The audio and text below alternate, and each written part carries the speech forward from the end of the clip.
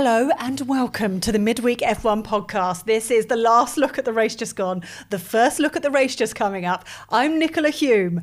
I am your host. I'm running on very little sleep because it was a crazy weekend. And I am joined, as always, by legendary F1 commentator and, this is brilliant, I need to read this word for word, who's as excited as Fred Flintstone over F1's Abu Dhabi do.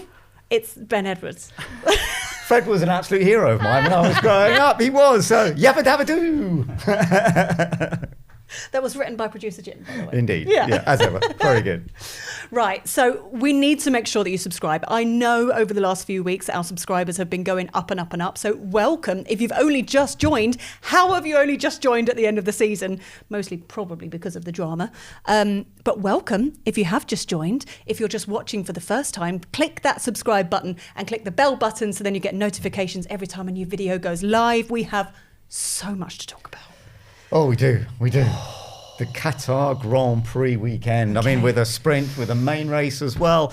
And the way that Oscar Piastri was back in such a fantastic form. And yet, it did not actually work out for him in the Grand Prix itself. And Max Verstappen picks up the pieces and he's still in the fight for the championship. I mean, it does seem crazy, but it's all going down to this final event that we're looking forward to as well. Who could have predicted that, though? Because I feel like weeks and weeks ago, everyone was like, oh, it's all going to be sorted by Vegas. Oh, it'll all be sorted by Qatar. And now here we are. Max was over 100 points off, wasn't he? My goodness.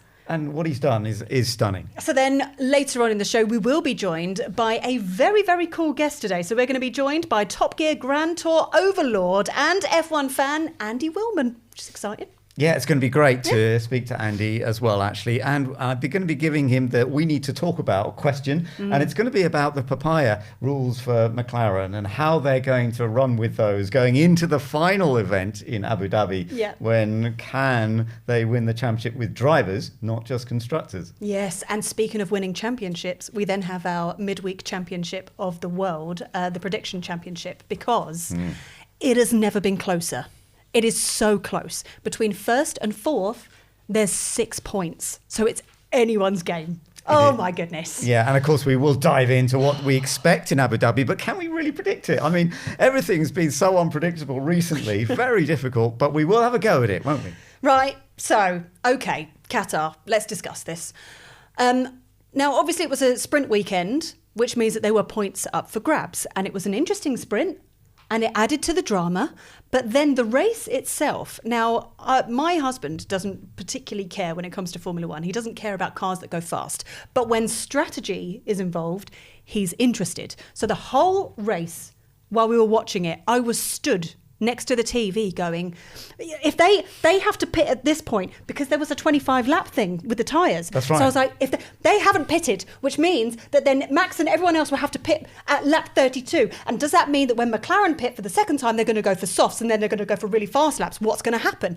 Oh, if Kimi can hold back Lando, then that means that that's going to happen. And it was just, my brain has been in full overload trying to do all the mathematics, but I've worked it out. I'm just putting my head back into what happened this last weekend, as you say. And, Oscar Piastri was stunning, really impressive in qualifying. Yes. Lando not quite getting qualifying right. No. And ending up on that right-hand side of the grid really did hurt. Getting off the line, it was interesting because Lando didn't get off the line so well, but he wasn't the only one. I noticed several of the others on that same line. It was hard. There's less grip on the right. And so if you're on the even side of the grid, there was definitely harder. And Lando lost that place to Max Verstappen.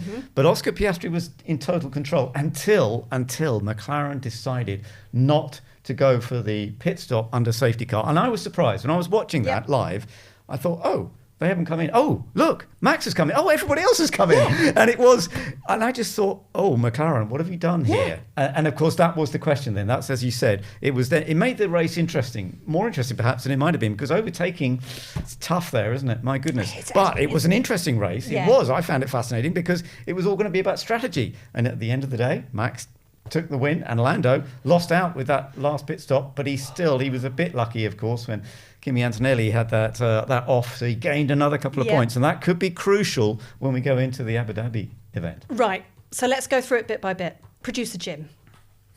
Championship Focus 1. Yes. After being pretty bulletproof in recent races, Lando was second best to Oscar all weekend. Then the team call clanger during the safety car, put him in traffic and he couldn't clear them. Has Lando got the championship yips? Discuss. That's it. I mean, it's an interesting way to put it, I think, because there were so many occasions where Lando was behind Kimi and it looked like all it would take was a couple of lunges and he would have been able to do it. Whereas Oscar managed a lunge and amazing. it worked out really well. But it seemed like Lando was just holding back a little bit from doing that. I was just impressed with the straight line speed of the Mercedes down that straight. Even when he was getting the toe in the DRS, he was not gaining. And it was interesting. Yeah. I couldn't really work out. He wasn't ever really close enough to have a go there.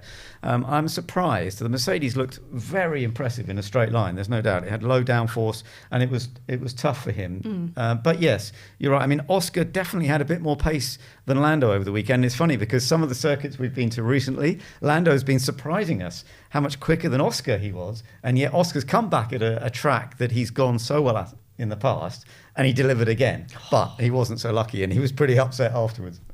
Producer Jim? Championship Focus 2. Oscar Piastri finally returns to form with the sprint race win and the pace to win the Grand Prix without the team's safety car cock-up. Back in form and nothing to lose in Abu Dhabi. Could he do it? Discuss. Well, could Oscar do it? I mean, he could. He could, but it's tough, isn't it? It is tough. And you could see how disappointed he was afterwards because he didn't get the win which he was on target for, but because they didn't do that pit stop at the time, and because you got a shorter pit stop under safety car that they thought there might be another safety car, there wasn't.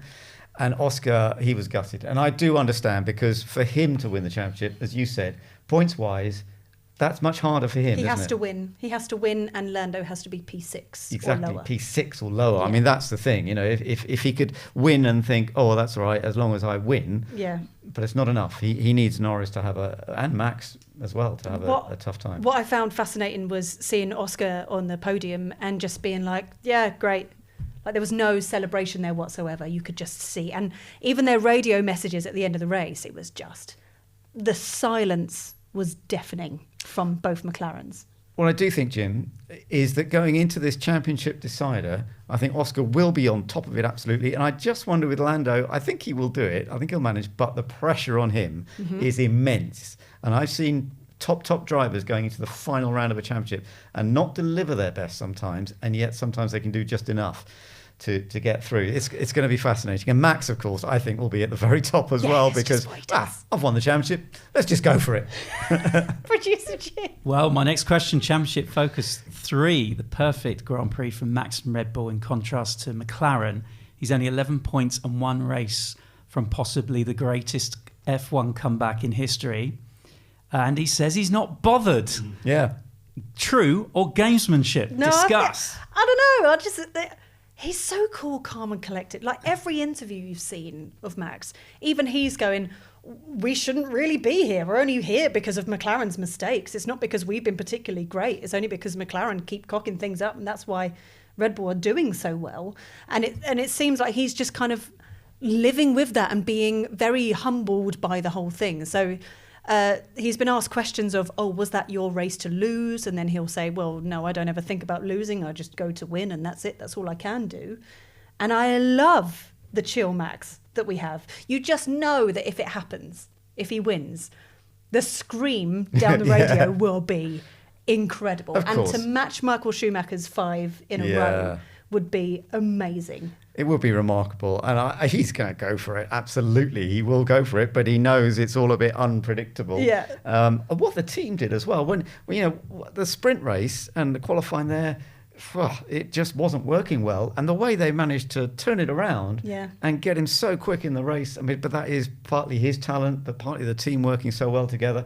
I do think it leaves it wide open going into that last race. Producer Jim. Midfield Constructors Focus, a disastrous race for Haas and a clever tyre management from Fernando Alonso means Aston Martin have leapfrogged Haas. Is 8 points too much of an ask for Haas in Abu Dhabi? Discuss. That is tough. Gutted for Ollie. Yeah. So gutted for him. Yeah. That release, that was crazy. Yeah, it was. It was a great shame, wasn't it? Yeah. Yeah. No, well, we shall see. I mean, I think for what Fernando Alonso was doing with Aston Martin was impressive over the weekend, even though he had that mistake, had the spin. Oh, yeah. But then Hadjar, of course, dropped back, and Alonso managed to gain a bit more in terms of points once again. And he had done a brilliant job all weekend, apart from that one spin.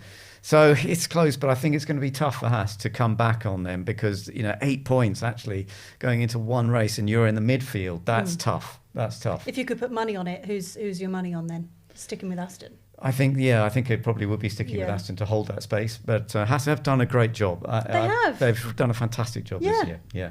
Producer Jim? Carlos Sainz does it again with a fairy tale podium on track that they thought was going to be tough for them. Have Williams just made Carlos too attractive to the big teams, though? Discuss.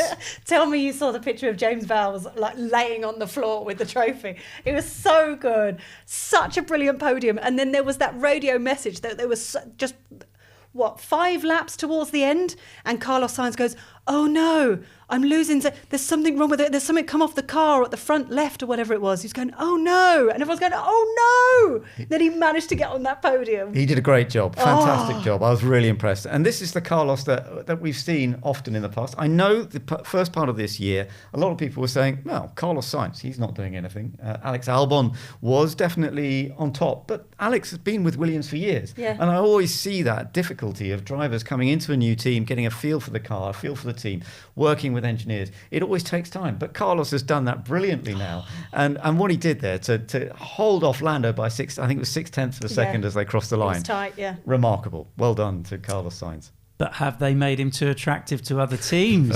Discuss. I mean, potentially it all comes down to what the cars are like next season, I guess, doesn't it? That's when you can really judge things. And the thing is, I think, next season we know pretty much where everybody is, except we're still wondering about Racing Bulls and Red Bull. But going forward, yes, you're right. After that 1 year, teams will be looking at different drivers.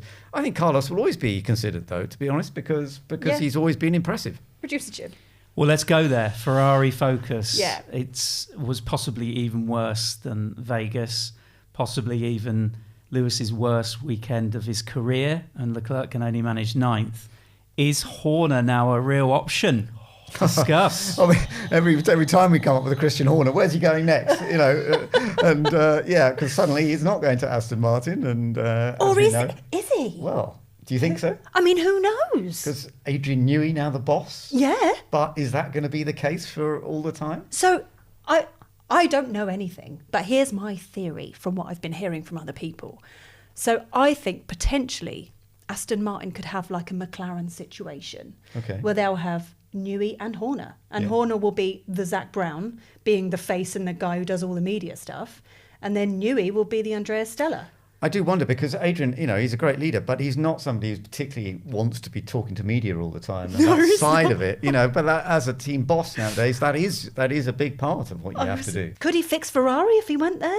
Can anyone fix Ferrari? I think that's remarkably tough, actually. Very tough. And I still think Fred Vasseur is a good guy, and I think he is a good leader. But give him next year. You've got to give him next year because Ferrari have said, they gave up on this season in modifying the car quite early on, and it still looks like a difficult car. So did Williams. Yeah, absolutely. Well, true, and they've done a great job. Yeah. But Ferrari haven't. But even so, I do think they've got to stick with it for next year and see how they come up with it. Yeah.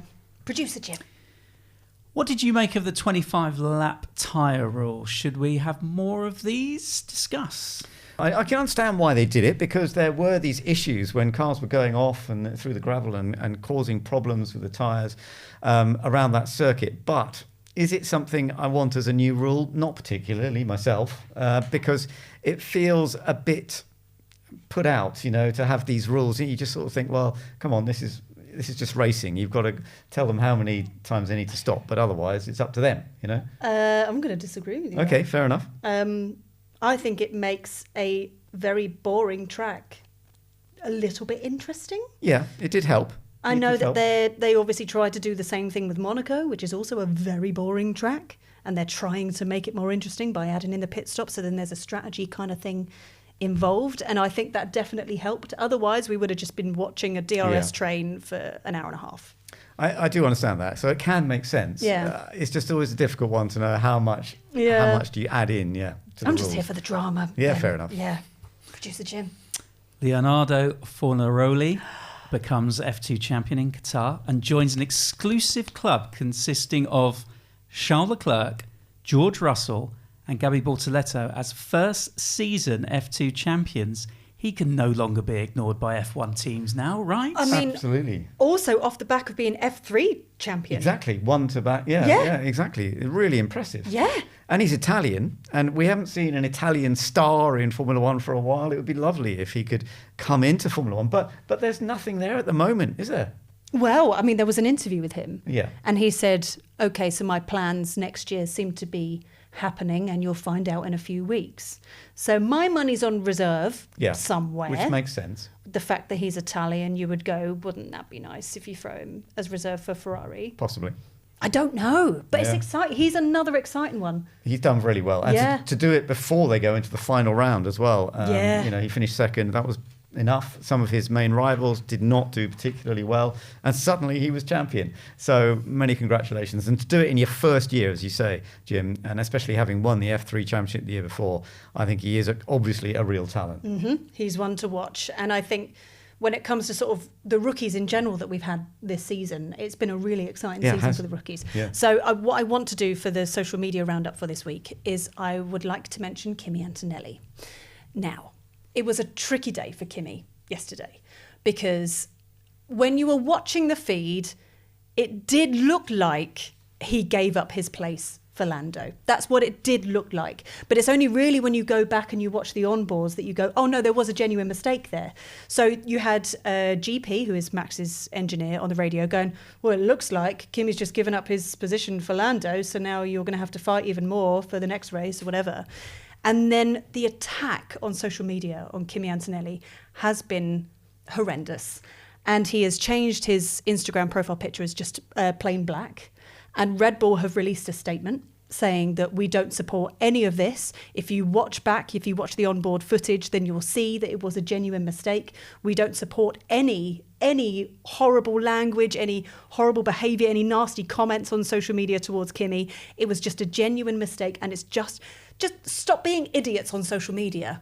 And I think, especially for someone who's so young, that's going to be a really tricky situation for him to be in to go into the final race. Absolutely, I totally agree. Yeah. And it's very tough sometimes what comes up on social media. I look like a genuine mistake to me. Yeah. It's just one of those things. He's been racing really well recently, and but you can't always get it right. Yeah, it happens. But on the plus side, social media has been amazing with all of the memes of Max Verstappen just coming out of the darkness. Yeah, It's been brilliant. I've been scrolling for hours, just like, da da da da.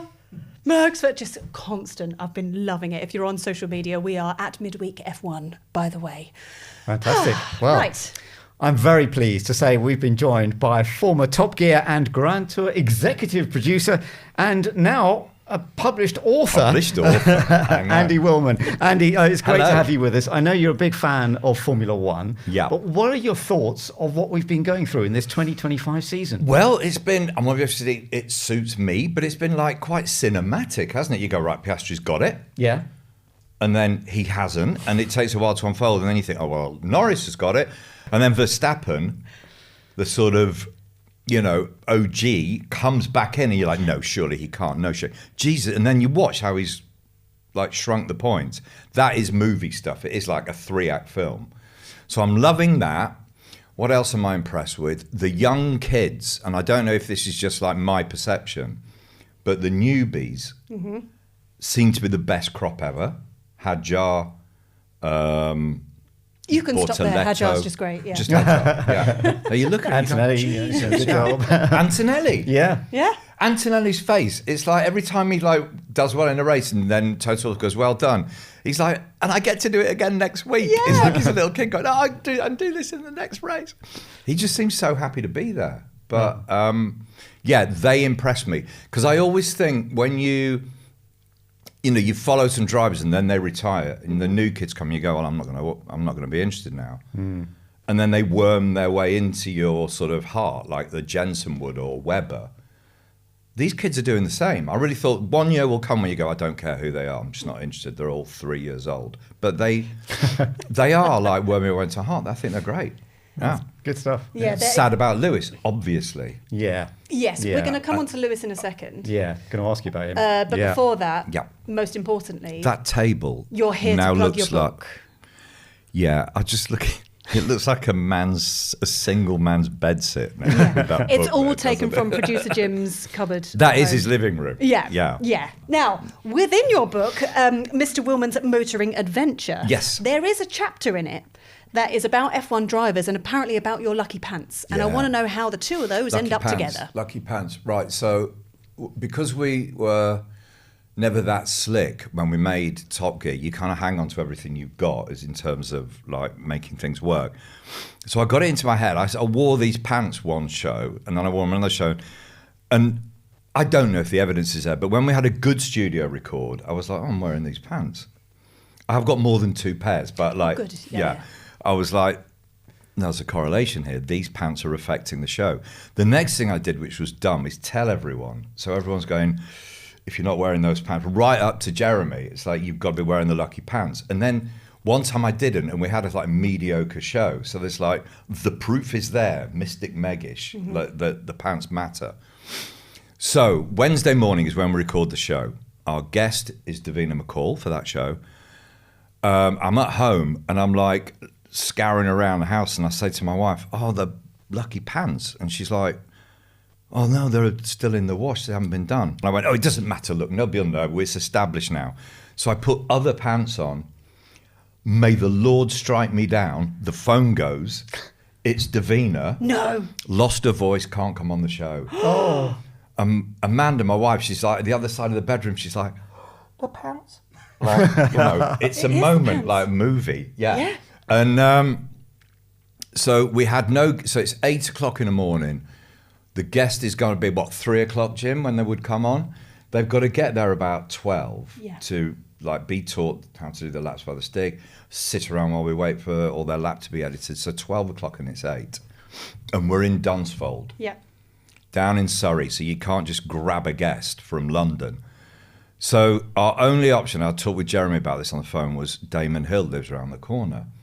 But we'd had this sort of rule that we'd established when we were when the show was getting a broader audience. So we're like, we won't have motorsport guests on because A, we just think they'll be boring and they'll switch everybody off. And B, obviously, if they go on the lap board, they'll go to the top and then that's it's game over with that. So I was talking to him, I was like, we haven't got a choice. So we've got his number and he's a nice man. So we ring Damon. He says yes. He says he'll get down there. Then we make a lap board up, an emergency Formula One lap board, starring a car lap board. So we thought, right, we'll put them on separately. Still put them in the Suzuki Liana. He comes down, and I'll never forget Hammond. Like, Jeremy was going, ugh. As soon as I say his name in the studio, there'll be like muted applause because this motorsport thing is still a problem. So he goes, ladies and gentlemen, Damon Hill. And then like the roof comes off with the applause. It's so massive. So Damon's walking through the crowd. The crowd's going batshit. And Richard Hammond turned to me at the side. He goes, at times, we are thick. and then that was it. It was established. So then we start to get them on. And we went through, I mean, most of the big names came on it. Yeah. So we had Webber, Vettel, Nigel. He came down he came in his jet, and he had his Sunseeker visor helmet on. And we were like, no, you've got to wear the open face one. He said, don't take the piss, son. So it's like the Sunseeker is getting in there, whatever. And then who else do we have? Yeah, Webber, Vettel. Lewis came down twice because the first time he came down. I wanted to ask you about Lewis, actually, because Lewis, as we know, this 2025 season has been a bit of a nightmare for him. The fact that he had a sprint win, but he's had no podiums in any Grand Prix. And you two aren't writing him off, are you? No, certainly not. I don't write him off at all. I still rate him. To me, he just seems defeated. And every interview that you see with him after each race, he's a completely different guy to the way that we've known him for the last few years.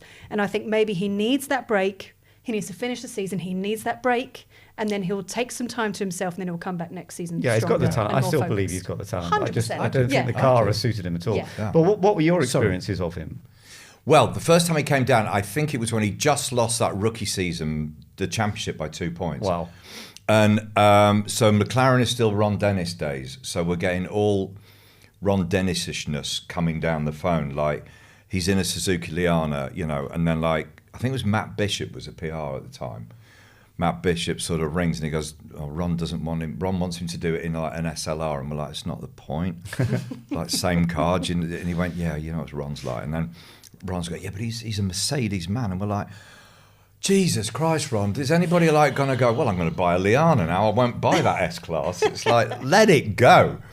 And then I think Lewis stepped in, even as a kid, and went, "I'm doing Top Gear," because he was such a kid and he'd grown up watching it. Yeah. You know? Yeah. So it was a red letter day for him. Now, obviously, now he's stratospheric and everything bows to him.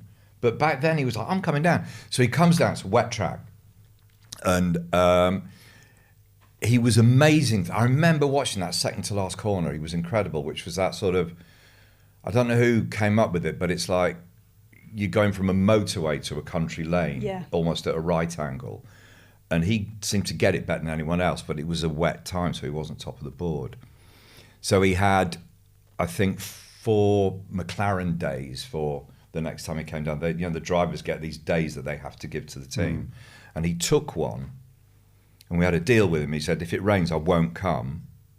If it's dry, I'll be there." And he was, and then he blitzed that time. Wow. So he was very, he really wanted to do it. And I remember afterwards, like when had a break from recording, and me and Roland French, who was like a peer of Jim's, another absolute legend, isn't he? Yeah. But Rowley and Lewis were talking about spinners that they were buying to put on their Mercs, and it was like, he was such a little kid. You know what I mean? He was such a little kid. There was no like Beyonce or any of that sort of stuff. It was just like, he was a kid from Stevenage. Yeah. So we had the best of him in terms of accessibility, The era. I get, and Right. that wide-eyedness, Yeah. you know, and so on and so on. Have you had any favourites over the year? Like, who was your favourite F1 driver that came in? Well, Vettel was the funniest by, if you've ever seen the show when he does his Nigel Mansell impersonation, it's spellbinding. And Adrian Newey taught it to him, like, and then that egged him on to do it. I didn't know that. Yeah. As you know, and then we were like, "Oh, he's German. This is going to be a bit shit." And it was like pitch perfect, right? He was so funny. Schumacher, favourite driver, but if I've got a minute, the story's nothing about Top Gear. Okay. Jeremy and I made this TV series called The Science of Speed in the late 1999 for BBC, and it was BBC One, and it was all science department stuff, and each episode was different aspects of speed, and one is about people. So obviously he had to be in it. Yeah. So Ross Brawn gets us the interview with him. We go to Mugello, and he's testing, and it's the week before he goes to Japan to finally win the world championship for Ferrari. Wow. A lot on his plate. Yeah. And I remember it's like, if there's one team testing, you don't have to pay Bernie any money to film at the track. And we get there and they go, "We need another 10 grand off you because there's a young kid in a Sauber in last minute test. He's called Kimi Räikkönen, and they're testing him out and they don't think he's got enough experience to do F1. Remember, he got that provisional super license, but so he's there. We don't know that. Anyway, we meet Schumacher and we said, "We want to talk to you back at your hotel for a..." And his manager, Sabine, says, "Yeah, I'll give you half an hour. We'll do it back at the hotel when he's finished testing." So I go back to the hotel with the film crew, and it's a businessman's hotel in Mugello. So I go up to the manager and I go, "Can we shut your bar for a few hours while we do an interview?" And he went, "No." And we're like, "It's with Michael Schumacher who's staying with you." And his face was like John Cleese, Basil Fawlty. He went, "Moment." And then just ushers everyone out of this bar. Like, everyone's like lobbed out. Shuts the bar. We set it up, we film with him, and he's really lovely, and he talks about anything. He says Hakkinen is often faster than him. He talks about smacking into Villeneuve and why he did it, and that sort of stuff. And then Sabine, his manager's going, "Shh, you know, it's 40 minutes now, wrap it." So we all wrap up. And we start packing everything up, and he doesn't move. And we're like, what's going on? And he was like, how long does this bar stay shut? And I was like, well, till we've finished. And he went, so nobody can come in here while you're in here? I was like, no, I'll have a beer then. And then he had another like half an hour. We slowed down our packing up. And he was just saying, he said, you've got to understand, in Italy, I can't go anywhere. Yeah. He goes, I'm like world's highest paid travelling salesman. You know, I have dinner in my room, ring my wife, and that's it. And he said, now I can be in a bar. And we just adored him. And then Bernie wouldn't give us the footage when we cut the interview together for Villeneuve and him. Bernie's like, that's old news, son. Dead and buried. It stays in the vaults. Then he rang back later on. He went, I've changed my mind. You can have it. We're like, oh, thanks, Bernie. He went, I just need a fax from Michael saying it's okay. So we ring his other manager, Willie Webber, who goes, I'm with Bernie. That stuff is the past. It's ancient history. He goes, but I will ask Michael. And then Willie Webber rings back and goes, Michael went, no, I gave him the interview. I don't want to watch it again on telly, to be honest, but I did give him the interview. So he signs the fax. So he's all right. Wow. He was proper. Yeah. Wow. Yeah, And we liked him. All of these stories Yeah. are all going to be in there, All in that Christmas book. Yeah. which is available Accidentally for on purchase. sale over Christmas gifting period. Yeah. Oh, beautiful! The publishers have messed up with the dates. Yeah. Oh, that's great. Well, No, there's all that stuff's in there. I do diverge with Schumacher because he's my hero. Yeah. Yeah. Okay. Incredible. Well, we're going to get some. Sorry if that took a while. No, that's fine. We're going to get That's some what new you're stuff here out of for. you, though. All right. And we want some new stuff out of you as well, because we're going to do the We Need to Talk About part of our podcast. Okay. And that is something I really do want to ask you about, actually. The papaya rules that McLaren use, okay, between their two drivers to try and work them together, to try and get the best they can. And of course, McLaren won the team's championship ages ago. Yeah. Constructors' championship, such a long time ago. But now the battle between Lando Norris and Oscar Piastri going into the very last event. Yeah. Is this going to be an issue for them with their papaya So reality's hit their rules. Yeah. Well, they've cocked it up a couple of times already from memory this season. Yeah. So they're trying. But now, free to race has got to be free to race. Free to race has to be free to race. They cocked up yesterday. And are you thinking we talk about like the last race, what should be Right. done? We had a coffee with producer Jim before, Yes, and yes. we were having a little chat. And look, there is a scenario here where, say, Max is winning. If Oscar He's is usually quick third, on that track, isn't he? yeah, if Oscar is third and Lando is fourth, the championship will go to Max. So at that point, knowing that Oscar will not win the championship, do they have to give that up and say, Oscar, switch places with Lando, because if he comes third, then the championship's his? No, they don't. Do they give do it. that? They don't do that. It'd be Rachel Reeves in the budget, all their stuff. They don't because they've banged on about it so much now, and because they've cocked it up a couple of times, they'll never be forgiven for going move over. Yes. They'll never be. They've got to pick this lane, which is they're free to do what they want to do. And Zach Brown said, a couple of weeks ago, even if we lose the Drivers' Championship, we stick to it. He said that now, so it has to happen, or else he is just favouring, and we get the favouring. And I think, ironically, if they hadn't said papaya rules, Yeah. they could do it. They Yeah. could go, mate, move over. There's nothing in it you, everything in it for us and him. But now they've said it so many times, they've got to leave it as is. That's There really was- interesting. What do you agree? Well, yeah, it's just a bit. I find it difficult to know exactly what's going on. You know, they keep calling it the papaya, and they'll say various things, Yeah. but you don't really know until it actually happens. I think they'll be castigated forever. But I think what you're saying is a possibility but then It would was Oscar, producer Jim that said it first. I know, and I was but like, would Oscar "Ooh." actually think, I have to give the championship to Lando? He won't want that. I know, because you're a rival against your teammate. He's your biggest rival. He thinks he's come out of this fairness thing worse this season. Yeah. I think he thinks, if you look at the scoreboard, He's had too many moments where he's given and not been given. Yeah, I agree. But then Lando's had the DNF that Piastri hasn't. You know, he had a technical problem on the car at one stage. Yeah. Yeah, but that could have happened on either car. That can always happen. It just happened to be Lando's car. There was a meme that was on social media that did make me smile. What's and that? it was a picture of Zach Brown, and it said, "To keep it fair, to make sure that we don't favour any driver, we're rooting for Max Verstappen." That's quite a good one. I love it. Well, I tell you what, we've actually got to think about this a bit further, because we're now looking forward to the final Grand Prix, Yes. Abu Dhabi. Okay, and I am so excited that we're going into the final race with this championship and with Max. Something that was supposed to be over 5 races ago. I know, and the way Max has caught up, and some of the mistakes McLaren have made, being disqualified from a race and then not getting the pit stops right.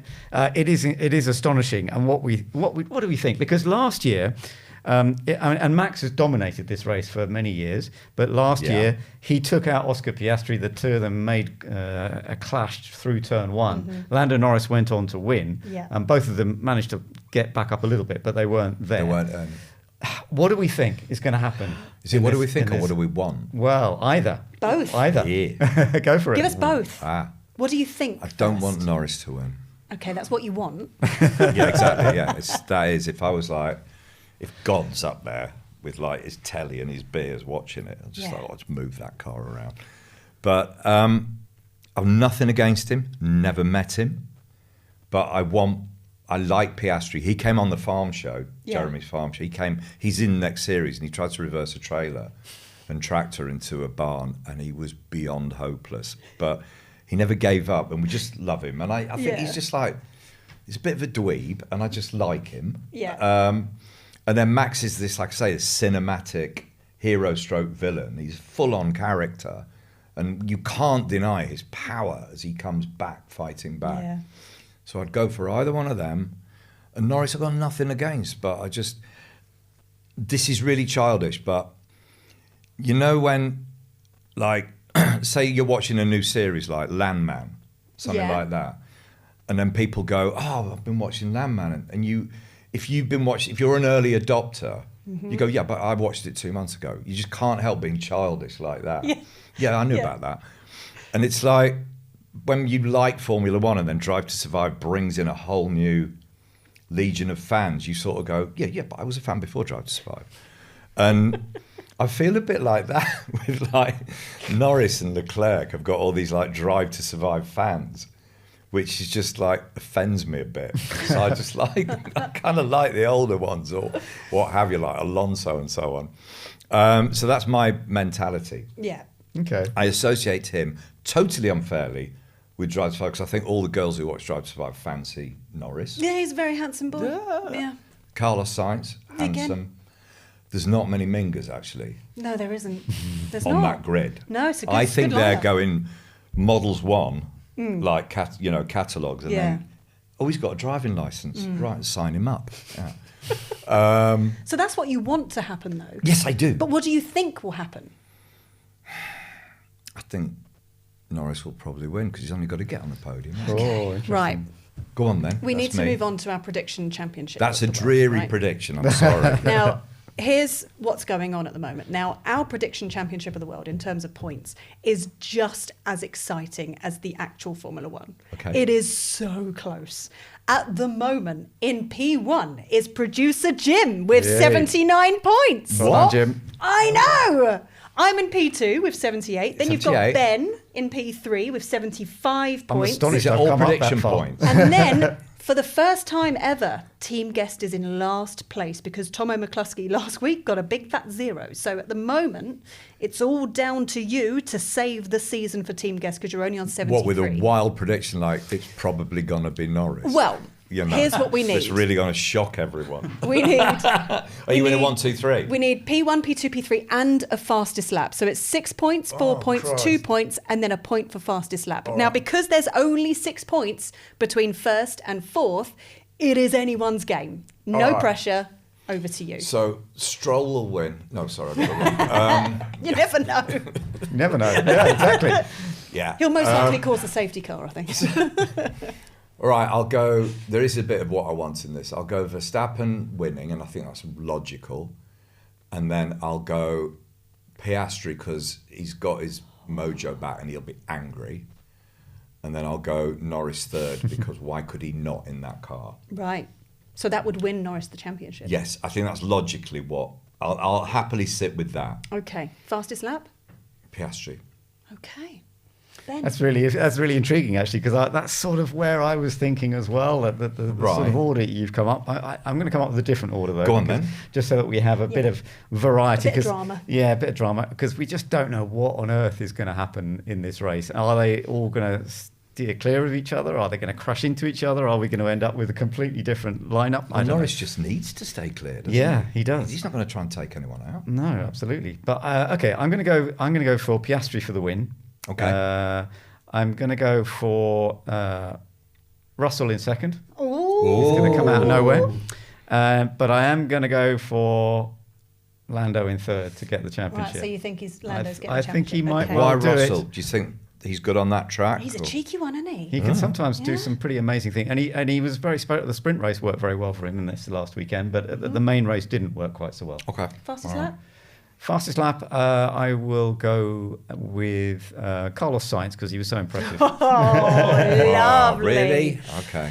Right. Go on then, Wolf. It will be Max Verstappen P1, and that's not because I have a contract with Red Bull. That's because Yes. I've been right this entire season, and I Max had a will great win this Monster championship. Energy drink on the way here. This Come morning. on! Oh, it's a tasty drink. It's Monster. Yeah. Right, and Max Lucas P1. 8. Go on. Shush. P2 Yeah. will go to Oscar Piastri. P3 will go to George Russell. Oh. And then fastest lap will go to Max Verstappen, and I think Okay. Max will take that championship. Whoa. It's Okay. happening. It's happening. I will cry. It will be I'll incredible. cry of happiness if that's true what Yeah. you say. Thank you.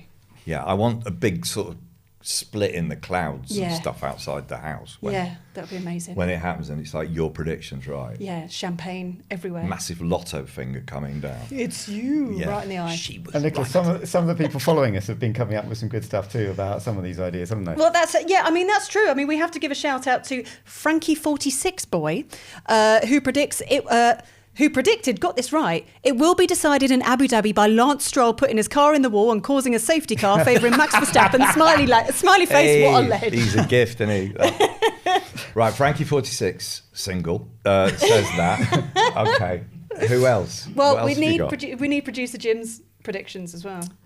I'm going with the unhappy scenario of Max winning, Yeah. George Russell second, and Lando third, with Oscar having to let him through, because I just think that so? will happen in that scenario. And Lando fastest lap. I don't know if that's going to happen. Oh, Jim, we should bet cash money on that one. We The letting should. through thing. Fantastic. But they're going to have to.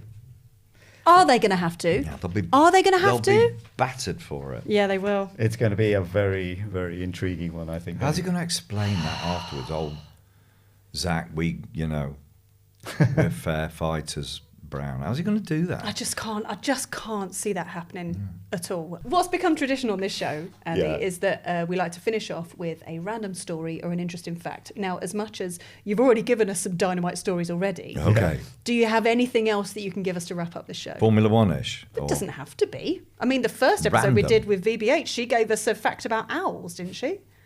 Something like that, yeah.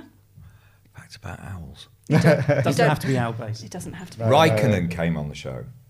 Oh, right, okay. So everyone's doing their lap. His was a wet day, and we were like, "Oh, he's not going to do it." He's like, "Okay, but he'll give it some because it's Kimi." And it was when he came back with Lotus, and we were all like, "Oh, we are not worthy. You're here. You're here."